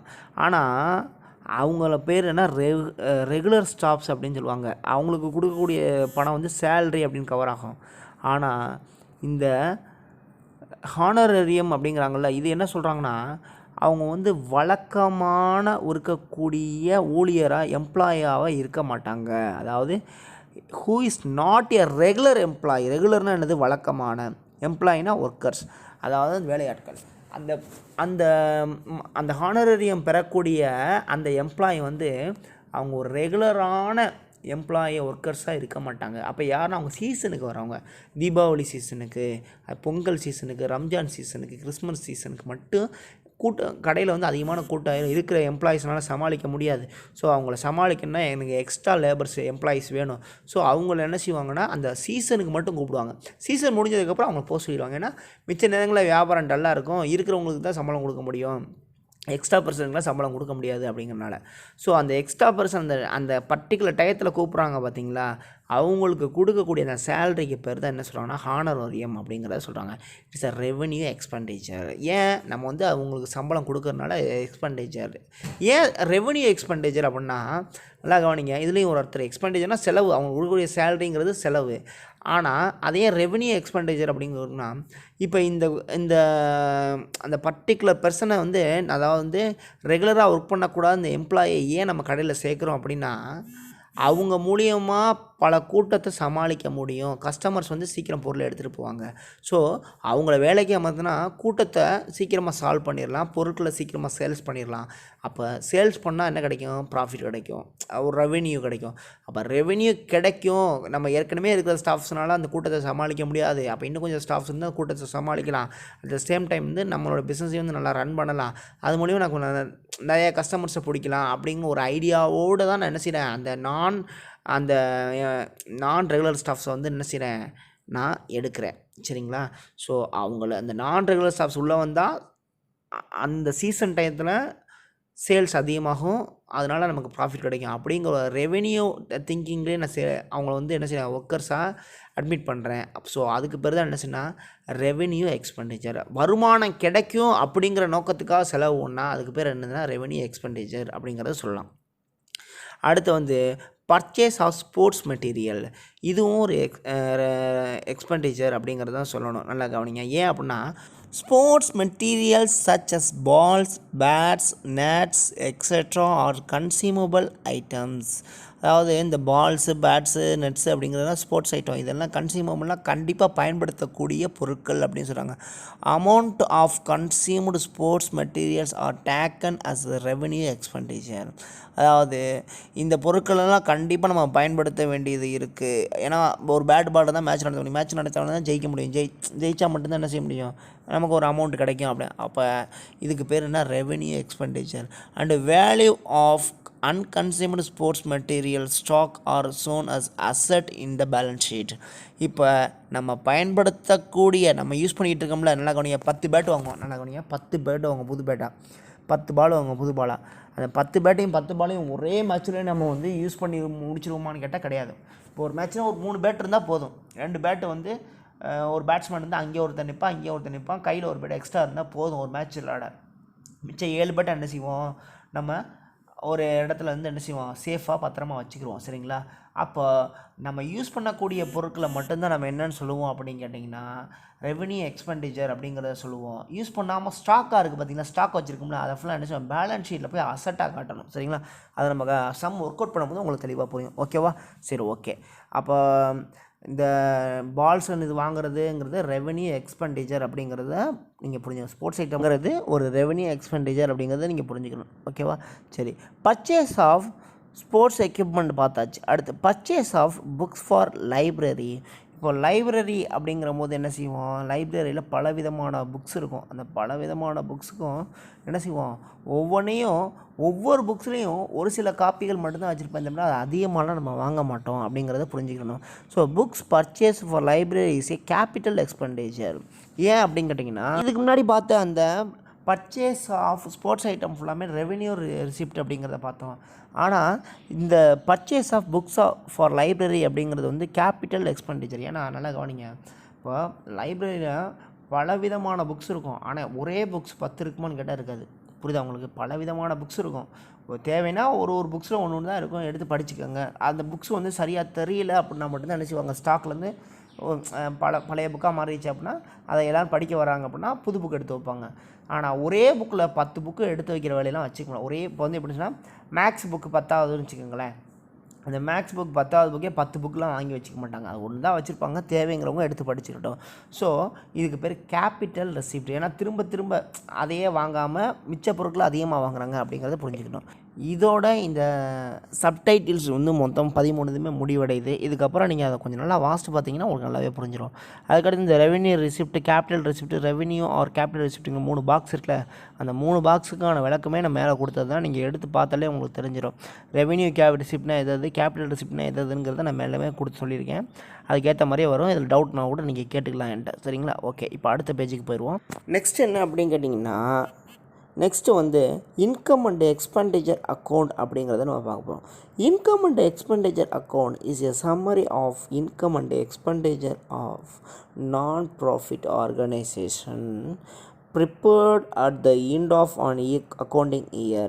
It is prepared to find out the surplus or deficit pertaining to a particular year. இந்த இன்கம் அண்ட் எக்ஸ்பெண்டிச்சர் அக்கௌண்ட் அப்படிங்கிறது என்ன செய்யுதுன்னா, இந்த நான் ப்ராஃபிட் ஆர்கனைசேஷனுடைய ஃபைனலாக எவ்வளோ இன்கம் வந்திருக்கு, எவ்வளோ எக்ஸ்பெண்டிச்சர் வந்திருக்கு அப்படிங்கிற அந்த இயர் எண்டில் தயாரிக்கக்கூடிய கணக்கை தயாரிக்கிறதுக்கு இது ரொம்ப ஹெல்ப்ஃபுல்லாக இருக்குது அப்படிங்கிறத சொல்கிறாங்க. சரிங்களா? சரி, நெக்ஸ்ட் என்ன சொல்கிறாங்க அப்படின்னு கேட்டிங்கன்னா, it is prepared to find out the surplus or deficit pertaining to a particular year. அதாவது ஒரு பர்டிகுலர் இயரில் அவங்க ஒரு முக்கியமான விஷயத்தை கண்டுபிடிக்கிறாங்களா. என்னென்னா அந்த it is prepared to find out, அதாவது ஃபைண்ட் அவுட்னா என்னது, கண்டுபிடிக்கிறாங்கன்னா surplus or deficit patterning. Deficit பேட்டர்னிங்னா சர்ப்ளஸ்னால் அதிகமாக இருக்குது, உபரின்னு சொல்லுவாங்க தமிழில். சர்ப்ளஸ் என்னது, உபரி அப்படிங்கிறத சொல்கிறாங்க.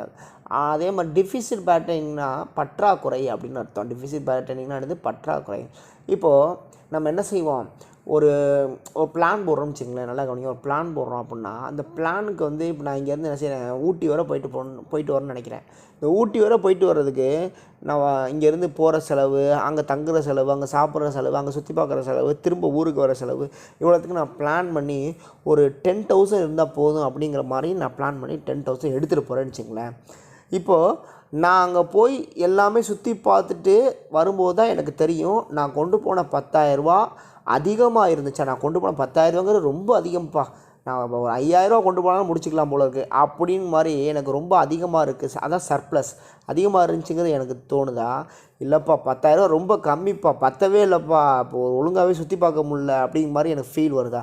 அப்போது நம்ம பிளான் பண்ணுறதை வச்சு நம்ம இது சர்ப்ளஸாக இருக்கா அல்லது டெஃபிசிட் பேட்டர்னிங் ரொம்ப பற்றாக்குறை ஏற்படுதா அப்படிங்கிறத கண்டுபிடிக்க முடியும். இது எதன் மூலிமா கண்டுபிடிக்க முடியும்னா, இந்த இன்கம் அண்ட் எக்ஸ்பெண்டிச்சர் கணக்கை நம்ம வந்து ப்ரிப்பேர் பண்ணும்போது மட்டும்தான் நம்மக்கிட்ட இருக்கக்கூடிய அந்த பணங்கிறது நமக்கு சர்ப்ளஸாக இருக்கா அல்லது டிஃபிசிட் பேட்டர்னிங்காக அமைதா, பற்றாக்குறையாக ஏற்படுதா அப்படிங்கிறத நம்மளால் கண்டுபிடிக்க முடியும் அப்படிங்கிறத சொல்கிறாங்க. சரிங்களா? சரி, அதுக்கடுத்து it is on nominal account in nature in which items of revenue receipts and revenue expenditure relating to the current year alone are recorded. It is prepared following the accrual basic of accounting. இந்த பேராகிராஃபில் என்ன சொல்கிறாங்கன்னா, it is nominal account அப்படிங்கிறத சொல்கிறாங்க. அதாவது income and எக்ஸ்பெண்டிச்சருங்கிறது nominal account, அதாவது ஒரு பெயரளவு கணக்கு அப்படிங்கிறத சொல்கிறாங்க. இது சொல்லிவிட்டு அவங்க என்ன ஒரு முக்கியமான சொல்கிறாங்க, இந்த கரண்ட் இயரில் என்ன இன்கம் அண்ட் எக்ஸ்பெண்டிச்சர் ஏற்படுதோ அதை மட்டும் தான் நம்ம என்ட்ரி பண்ணுவோம் அப்படிங்கிறத சொல்கிறாங்க. அதாவது கரண்ட் இயர்னால் என்ன, இப்போ 2020ங்கிறது கரண்ட் இயர், 2021ங்கிறது ஃப்யூச்சர் இயர், 2019ங்கிறது ப்ரீவியஸ் இயர். அப்போ கரண்ட் இயர்னால் இப்போ என்ன நடந்துகிட்டு இருக்குது, அப்போ இப்போ என்ன செலவுகளை பண்ணுறோம், இப்போ என்ன நமக்கு வருமானம் கிடச்சிருக்கு அப்படிங்கிறத ஃபைண்ட் அவுட் பண்ணுறது மட்டும்தான் இந்த இன்கம் அண்ட் எக்ஸ்பெண்டிச்சரோட முக்கியமான வேலை அப்படிங்கிறத சொல்கிறாங்க. அப்போ கரண்ட் இயரில் என்ன நடக்குதோ அதை மட்டும் தான் அதில் என்ட்ரி பண்ண தவிர லாஸ்ட் இயரோ அல்லது நெக்ஸ்ட் இயருக்கோ உள்ளதெல்லாம் நம்ம என்ட்ரி பண்ண வேண்டிய அவசியம் கிடையாது. அதே மாதிரி இதில் இன்னொரு வார்த்தை சொல்கிறாங்க, என்ன சொல்கிறாங்க அப்படின்னு கேட்டிங்கன்னா, it is prepare following the accrual basis of accounting. அதாவது இது நிகழ்கால அடிப்படையில் இப்போ என்ன நடக்குதோ அதை மட்டும்தான் நம்ம என்ட்ரி பண்ண போகிறோம் அப்படிங்கிறத நீங்கள் புரிஞ்சுக்கணும். Next para, it is just like preparing a profit and loss account. இது பார்க்குறதுக்கு எப்படி இருக்குன்னா, இந்த இன்கம் அண்ட் எக்ஸ்பெண்டிச்சர் கணக்கு செய்யும்போது எப்படி இருக்குன்னா, ப்ராஃபிட் அண்ட் லாஸ் அக்கௌண்ட்னு லாஸ்ட்டாக நம்ம ஃபைனல் அக்கௌண்ட்டில் +1 நம்ம படிச்சிருப்போங்க. ஓகேங்களா? ஃபைனல் அக்கௌண்ட்டில் 3 ஸ்டேஜ் இருக்கும், பார்த்துருக்கீங்களா? என்னென்ன அப்படிங்கன்னா, ஃபஸ்ட்டு வந்து ட்ரேடிங் அக்கௌண்ட், நெக்ஸ்ட்டு வந்து profit and loss account, third ஒன்று வந்து பேலன்ஸ் ஷீட். பார்த்துருவீங்களா? லாஸ்ட்டாக ஃபைனல் அக்கௌண்ட்டில் நம்ம பார்த்தோம் +1. அதே மாதிரி தான் அதில் ப்ராஃபிட் அண்ட் லாஸ் அக்கௌண்ட்னு வருதும்ல, அந்த ப்ராஃபிட் அண்ட் லாஸ் அக்கௌண்ட்டில் என்னென்ன செய்வோம்னா, ஒன் சைடில் வந்து அதாவது டெபிட் சைடில் ஃபுல்லாக நம்ம செய்த அந்த எக்ஸ்பெண்டிச்சர் நம்ம எதெல்லாம் எக்ஸ்பென்சஸாக பண்ணோமோ அதை மட்டும் தான் என்ட்ரி பண்ணுவோம் எங்கே, டெபிட் சைடில். அதே மாதிரி கிரெடிட் சைடில் நமக்கு கிடைக்கக்கூடிய அந்த ரிசிப்ட்ஸ் நம்ம எதெல்லாம் வந்து மணியை ரிசீவ் பண்ணுறோம் அப்படிங்கிறத ஃபுல்லாமே நம்ம கிரெடிட் சைடில் எழுதுவோம். அதே மாதிரி தான் இந்த இன்கம் அண்ட் எக்ஸ்பெண்டிச்சரை இருக்க போகுது. சரிங்களா? ரொம்பலாம் பெருசாக நம்ம புதுசாக ஒரு விஷயத்தை பார்க்க போகிறோம், புதுசாக ஒரு விஷயத்தை பார்க்க போகிறோம், ரைமிங் வருதா, அந்த மாதிரிலாம் நம்ம யோசிக்கலாம் கிடையாது. என்ன சொல்கிறாங்களா, ஏற்கனவே ப்ராஃபிட் அண்ட் லாஸ் அக்கௌண்ட்னு பார்த்தீங்கல்ல, அதே மாதிரி தான் இங்கே என்ன வரப்போதா, இன்கம் அண்ட் எக்ஸ்பெண்டிச்சர் வரப்போகுது அப்படிங்கிறது தான். ஸோ இதுவும் ரொம்ப ஈஸி தான். இந்த பேராகிராஃபை நான் சொல்கிறது வந்து உங்களுக்கு எக்ஸ்பிளைன் பண்ணுறது தான் மட்டும்தான், மிச்சப்படி ஒரு பெரிய விஷயம்லாம் கிடையாது. நீங்கள் புரிஞ்சுக்கிட்டாலே போதும் அப்படிங்கிறதே போதும். Okay, it is just like preparing a profit and loss account In this account, income are shown on the credit side. அதாவது நமக்கு இன்கம்னா என்னது வரக்கூடிய அந்த இந்த நல்லா கவனிங்க, இது பார்க்குறதுக்கு இந்த பேர ரொம்ப முக்கியம். இது பார்க்குறதுக்கு லாப நட்ட கணக்கு, அதாவது ப்ராஃபிட் அண்ட் லாஸ் அக்கௌண்ட் மாதிரியே இருக்குமா. இதில் என்ன சொல்கிறாங்கன்னா இன்கம்னா என்னது, நம்ம ரிசீவ் பண்ணக்கூடிய அமௌண்ட் தான் இன்கம் அப்படின்னு சொல்லுவாங்க. அதை ஃபுல்லாமே கிரெடிட் சைடில் வருமா, அது ஃபுல்லாக எந்த சைடில் வருமா, கிரெடிட் சைடில் வருமா. நம்ம ப்ராஃபிட் அண்ட் லாஸ் அக்கௌண்ட்டில் எந்த பக்கம் எழுதுவோம் எதை அப்படின்னு கேட்டிங்கன்னா, rent received, salary received, discount received, interest received, இதெல்லாம் வந்து நம்ம லாஸ்ட்டாக ஃபைனல் அக்கௌண்ட் தயாரித்தோம்ல +1ல் கவனிங்க, +1ல் ஃபைனல் அக்கௌண்ட் ஒன்று தயாரித்தோம்ல, அதில் ப்ராஃபிட் அண்ட் லாஸ் அக்கௌண்ட்டில் இந்த ரிசீவ்டு அப்படிங்கிற அமௌண்ட்டை எந்த பக்கம் எழுதுவோம்னா கிரெடிட் சைடு எழுதுவோம். நம்ம செஞ்ச எக்ஸ்பென்சஸை ஃபுல்லாக டெபிட் சைடு எழுதுவோம். அதே மாதிரி தான் இங்கேயும் என்ன சொல்கிறாங்கன்னா, in this account incomes are shown on the credit side and expenses are shown the debit side. அப்படியே profit and loss account, profit and loss debit சைடில் ஃபுல்லாமே எந்த சைடு என்ன எழுதுவோம், நம்ம செய்த செலவுகளை ஃபுல்லாக rent paid, salary paid, discount allowed, அதே மாதிரி வந்து EB bill paid, telephone bill paid, இதை ஃபுல்லாமே நம்ம எந்த சைடு எழுதுவோம், ப்ராஃபிட் அண்ட் லாஸ் அக்கௌண்ட்டில் டெபிட் சைடில் எழுதுவோம். ரிசீவ்டுங்கிற ஒர்க்லாம் கிரெடிட் சைடு எழுதுவோம். அதே மாதிரி தான் இங்கே என்ன சொல்கிறாங்க, நம்ம வரக்கூடிய இன்கம் ஃபுல்லாக கிரெடிட் சைடில் எழுதிக்கங்க, நம்ம செய்யக்கூடிய எக்ஸ்பென்ஸை ஃபுல்லாமே டெபிட் சைடு எழுதிக்கங்கன்னு சொல்லிட்டாங்க. ஸோ இது அப்படியே ப்ராஃபிட் அண்ட் லாஸ் அக்கௌண்ட் தான், குழப்பிக்கிற வேண்டிய அவசியமே கிடையாது. சரிங்களா. But from cash items, non-cash items such as income accrued but not received, loss or gain on sale of fixed assets, depreciation etc. will also be recorded. அதாவது என்ன சொல்கிறாங்கன்னா, இதில் not only cash receive பண்ணது மட்டும் இங்கே எழுதாமல், அந்த cash இல்லாமல் அந்த ரொக்கம் சாரா நடவடிக்கை நம்ம வந்து என்ன செஞ்சுருப்போம், income occur and not received. நம்ம என்ன ஒரு வேலை செஞ்சுருப்போம், ஆனால் அதுக்கான சேலரி இன்னும் ரிசீவ் பண்ணாமல் இருந்திருப்போம். அந்த இன்கம் வந்து நமக்கு ரிசீவ் ஆகாமல் இருக்குது அப்படிங்கிறத சொல்கிறாங்க. Loss or gain on sales of fixed asset. Fixed asset land, building, இதெல்லாம் என்னது ஃபிக்ஸ்டு அசட்னு சொல்லுவோம். இந்த ஃபிக்ஸ்டு அசட்டை வந்து நம்ம சேல்ஸ் பண்ணியிருப்போம், அதில் ப்ராஃபிட்டும் வந்திருக்கலாம், லாஸும் வந்திருக்கலாம். அதை பற்றி தான் இங்கே சொல்கிறாங்க அப்படிங்கிறத சொல்கிறாங்க. டெப்ரிசியேஷனாக என்னது, தேய்மானம் எக்ஸட்ரா. இது அதாவது கேஷ் மட்டும் இல்லாமல் அந்த கேஷ் இல்லாத இந்த டெப்ரிசியேஷன், இந்த ஃபிக்ஸ்டு அசட்டை சேல்ஸ் பண்ணுறதுனால ப்ராஃபிட் அண்ட் லாஸ் கிடைச்சிது, அதுக்கப்புறம் சில விஷயங்கள், இது எல்லாமே நமக்கு எங்கே கிடைக்கிது அப்படின்னு கேட்டிங்கன்னா, நமக்கு இந்த இன்கம் அண்ட் எக்ஸ்பெண்டிச்சர் அக்கௌண்ட்டில் வந்து நம்ம என்ட்ரு பண்ணுறோம் அப்படிங்கிறத சொல்கிறாங்க. ஓகே, இந்த பேராகிராஃபை கொஞ்சம் நல்லா வாசிச்சுக்கோங்க, நான் சொன்னதை ஞாபகம் வச்சுக்கோங்க, அதோட கொஞ்சம் ரீட் பண்ணுங்கள், உங்களுக்கு வந்து இது கொஞ்சம் எளிமையாக புரியும். சரிங்களா. சரி, இன்னும் கொஞ்சம் டைம் ஆகிட்டே இருக்குது, இதுவரை 51 நிமிஷம் ஆகிடுச்சு. ஸோ வந்து இப்போ ஒரு ஃபார்மெட்டை மட்டும் பார்த்துருவோம். ஃபார்மெட்டை நான் உங்களுக்கு எக்ஸ்பிளைன் பண்ணிடுறேன். இந்த மிச்சம் இருக்கிறது நீங்கள் கொஞ்சம் ரீட் பண்ணுங்கள், உங்களுக்கு புரிஞ்சிடும். இந்த ஃபார்மெட்டை ஃபஸ்ட்டு பாருங்கள். Format of income and expenditure account, இது எப்படி செய்யணுங்கிறத ஃபார்மெட் பாருங்கள். வழக்கம் போல் தான், நீங்கள் ப்ராஃபிட் அண்ட் லாஸ் அக்கௌண்ட்டை மைண்டில் வச்சுக்கிட்டா போதும், இது ஈஸியாகவே ஞாபகம் வந்துடும். நேம் ஆஃப் த கிளப்புன்னா என்ன, இந்த கிரிக்கெட் கிளப்பு, இந்த மாதிரி சங்கம் சொல்லுவாங்களே, அதாவது இன்ஸ்டியூஷன், கிளப்போ அல்லது institution income and expenditure account என்ன பேர் கொடுத்துருக்காங்களோ அந்த கிளப்போட பேரையோ அல்லது வந்து இன்ஸ்டியூஷனோட பேரையோ கண்டிப்பாக நீங்கள் என்ட்ரி பண்ணி. ஏன்னா இது ஒரு ஆர்கனைசேஷன், ஒரு அமைப்பு சார்ந்த தனிநபர் பேர்லாம் வராது. ராஜு, ராமு அதெல்லாம் இங்கே வராது. ஒன்றும் ஒரு வந்து கிளப்போட பேர் வரும், ஒரு கிரிக்கெட் கிளப்பு, அது வாலிபால் கிளப்பு, இந்த மாதிரி பேர் வரும். அப்படி இல்லைன்னா ஒரு இன்ஸ்டியூஷன், அதாவது வந்து ஒரு எஜுகேஷன் இன்ஸ்டியூஷன், அது வேறு ஏதாவது இன்ஸ்டியூஷன் நேம் கொடுத்து வரும். Income and expenditure account for the year ended அப்படிங்கிறத நீங்கள் எழுதிக்கிறணும். சரிங்களா. சரி, debit side, credit side. Debit சைடில் ஃபஸ்ட்டு பாருங்கள், to salaries, to charities, to rent, to donation paid, to stationery, to loss on sales of asset, to depreciation, to surplus. இந்த சர்ப்ளஸ்னு பதில் அதை விட்டுருங்க, மிச்சதெல்லாம் பாருங்கள். டு சேல்ஸ்னால் என்னது, நம்ம சேலரி வந்து பெய்ட் பண்ணியிருக்கோன்னு அர்த்தம். சேரிட்டினா சேரிட்டிக்கு வந்து பணம் கொடுத்துரும். சேரிட்டிஸ்னால் என்னது, இந்த தொண்டு நிறுவனங்களுக்கு கொடுத்ததுன்னு அர்த்தம். அதே மாதிரி ரெண்ட்டு பெய்ட் பண்ணதுன்னு அர்த்தம். டொனேஷன் பெய்ட் பண்ணது, ஸ்டேஷனரி பெய்ட் பண்ணதுன்னு அர்த்தம். ஸ்டேஷனரி என்னது, இந்த எழுது பொருட்கள் வாங்கினது, பேனா பென்சில் வாங்கினது, அது சொல்கிறாங்க. Loss on sales of asset சொன்னா, ஒரு ஃபிக்ஸ்டு அசட்டில் லாஸ் வரும், ப்ராஃபிட் வந்தாலும் இங்கே எழுதணும்னு சொல்கிறாங்க. லாஸ் வந்துச்சுன்னா அதை டெபிட் சைடில் எழுத சொல்கிறாங்க. டெப்ரிசியேஷன் வந்தாலும் டெபிட் சைடில் எழுத சொல்கிறாங்க. சரிங்களா. அப்போது இது ஃபுல்லாமே ஒன்று பணம் நம்மளை விட்டு வெளியே போயிருக்கு, அல்லது நம்ம இந்த பணத்தை இழந்திருக்கோம். நம்ம ஒன்று எக்ஸ்பென்சஸ் பண்ணியிருக்கோம் அல்லது லாஸ் ஆகிருக்கோம். சரிங்களா. இதை மட்டும் வந்து நீங்கள் டெபிட் சைடில் எழுதினா போதும். நல்லா கவனிச்சிங்க. டெபிட் சைடில் நம்ம செய்த செலவுகள், எக்ஸ்பென்சஸ் அண்டு லாஸஸ், நமக்கு கிடைச்ச அந்த நட்டங்கள், இதை மட்டும் நீங்கள் டெபிட் சைடில் எழுதினா போதும். இன்கம் அண்ட் எக்ஸ்பெண்டிச்சரில் ஞாபகம் வச்சுக்கோங்க. அப்படியே ப்ராஃபிட் அண்ட் லாஸ் தான். கிரெடிட் சைடில் பார்த்தீங்கன்னா by subscription, by donation received, by admission fee received, by grant received, by rent received, interest received, profit on sale of asset, profit on sale of asset, by deficit. நல்லா கவனிங்க, இந்த டிஃபிசியட்டை விட்டுருங்க. சப்ஸ்கிரிப்ஷன்னா என்னது, சந்தா, மாதச்சந்தா நம்ம பெற்றிருந்தா ரிசீவ் பண்ணியிருக்கோம் அப்படின்னா அதை நீங்கள் கிரெடிட் சைடில் எழுதணும். டொனேஷன் ரிசீவ்னா அது டொனேஷன் நம்ம ரிசீவ் பண்ணியிருந்தால் கிரெடிட் சைடில் எழுதணும். அட்மிஷன் ஃபீ ரிசீவ்னா அட்மிஷன் ஃபீ நம்ம கட்டலை, நம்ம ரிசீவ் பண்ணியிருக்கோம் அப்படின்னா கிரெடிட் சைடில் எழுதணும்.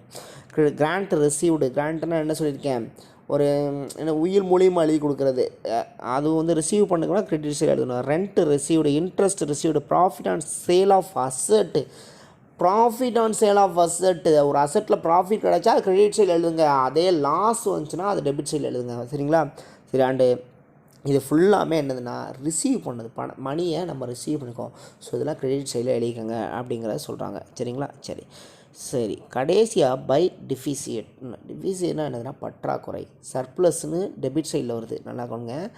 பை டூ சர்ப்ளஸ்னு வருது டெபிட் சைடில், பை டிஃபிசியட்னு கிரெடிட் சைடில் வருது. சர்ப்ளஸ்னால் என்ன, டிஃபிசியட்னா இதை மட்டும் புரிச்சுக்கோங்க. இப்போ நல்லா கவனிங்க, இந்த கணக்கில் ஒரு விஷயம் வரவே வராது. என்ன அப்படின்னு கேட்டிங்கன்னா, இங்கே balance B by D, balance C by D இல்லவே இல்லை பாருங்கள். Balance B by D, balance C by D கிடையாது. இப்போ நமக்கு கொஸ்டினில் பேலன்ஸ் பி பை டி அல்லது பேலன்ஸ் சி பை டி கொடுத்தாங்கன்னா அதை இதில் எழுத வேண்டிய அவசியமே கிடையாது. சரிங்களா? பேலன்ஸ் பி பை டி இப்போ டெபிட் சைடில் எழுதணும்னு வச்சிங்களேன், பேலன்ஸ் சி பை டியை இங்கே எழுதணும், கிரெடிட் சைடில் எழுதணும். அது இங்கே தேவையே கிடையாது, எழுத வேண்டிய அவசியமே கிடையாது. சரிங்களா? கொஸ்டினில் கொடுத்தாங்கன்னா என்ன செஞ்சிருது, விட்டுருங்கன்றேன்.